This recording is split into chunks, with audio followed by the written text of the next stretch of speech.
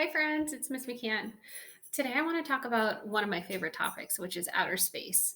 Now, we know in outer space, we have our solar system, and in the middle of it is the sun, and around it are all of our planets and other space rocks and things like that.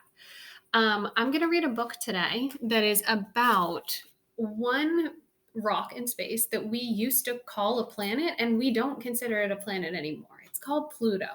So if your grown-ups at home are watching this with you, they might be thinking, well, when I was in school, we used to call Pluto a planet, but we've decided to call it something different. And in our book, we're going to find out what we call it now. So one word that we're going to need to know for this book is the word orbit. To orbit something is to go around it in a circle.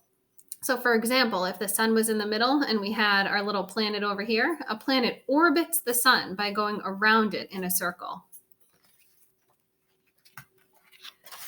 So this book is called All My Friends Are Planets, The Story of Pluto. Now, this book has some real facts and information in it, but it also has talking planets, and we know that planets can't really talk. So we're going to have to realize that even though the facts might be true, the author took some liberties here. These are also not real photographs. These are artists drawing the planets from what we know from the pictures that we can take from space.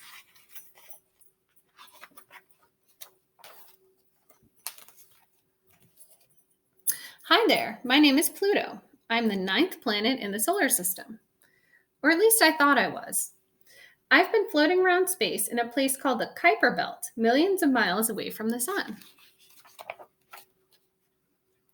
It took a while to find me because I live so far out in space. The furthest, in fact, from the sun, which is the center of the solar system.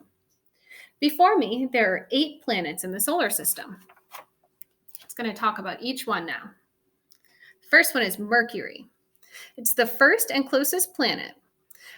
It can orbit the sun in only 88 days. Remember what orbit means? Orbit means go around. So Mercury can go around the sun in only 88 days versus the 365 days it takes for Earth to go around it, which is a year.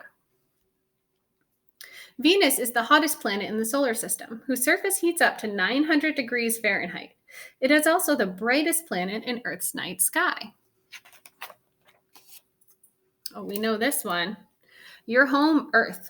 It is the only planet found to have life so far, probably because the moon stabilizes its orbit, making the weather nice there. Now, it says so far because we haven't found life on any other planets, but that doesn't mean that there couldn't be on planets in maybe a different solar system. So when you're a scientist, when you grow up, maybe you'll be the one to figure out where life is on other planets. This one is Mars. It is known affectionately as the red planet. In 2015, scientists found water, so maybe humans might be able to live there.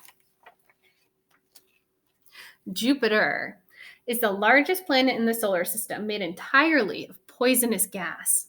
For hundreds of years, Jupiter endured a strong, windy storm, which is why it has a great red spot. Saturn is made entirely of gas, just like Jupiter, but has beautiful rings around its perimeter, made of billions of small chunks of rock and ice. Uranus is also made entirely of gas, particularly methane, which gives the planet its special color. It's kind of hard to tell from the picture, but it's a beautiful icy blue color. Neptune is the windiest planet in the solar system, with winds 9 times stronger than on Earth. It takes Neptune 165 Earth years just to orbit the sun one time.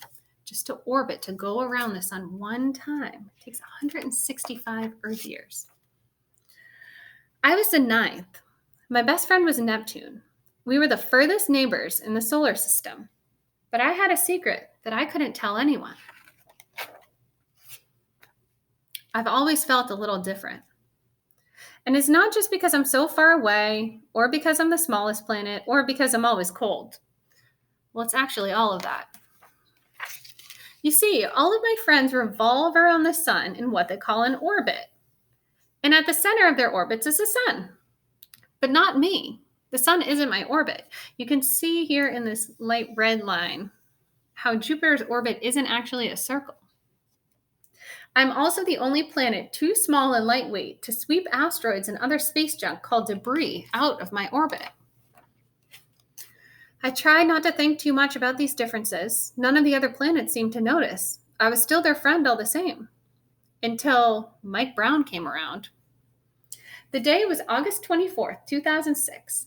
Mike Brown and other astronomers from Earth decided that because of my differences, I would no longer be considered a planet in the solar system. I felt so alone. Everything that once made me unique now became a reason to exclude me. Was I really that different?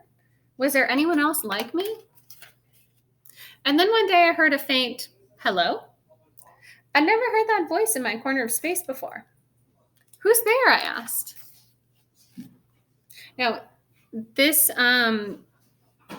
is a hard word for me to pronounce, but luckily the author wrote right in parentheses there how to pronounce it for me. I'm Maki Maki. I've noticed you in the Kuiper Belt before, but I was too shy to introduce myself. And I'm Eris. We're dwarf planets here in the Kuiper Belt, just like you. What's a dwarf planet? I blurted out. I've never heard of that before. We're a lot like planets, but smaller, Eris said. We have enough mass and gravity to be round and travel through space in a path around the sun. But, Maki Maki said, our path around the sun is full of other objects like comets and asteroids. Huh, I muttered to myself. There are others like me out there. Neptune, I called. Meet my new friends, Maki Maki and Eris. They are dwarf planets just like me. Hiya, I was starting to get worried, but it looks like Pluto has found great company out there on the belt, Neptune replied. They continued to talk and laugh, which made me realize that I was actually glad to learn I wasn't a real planet.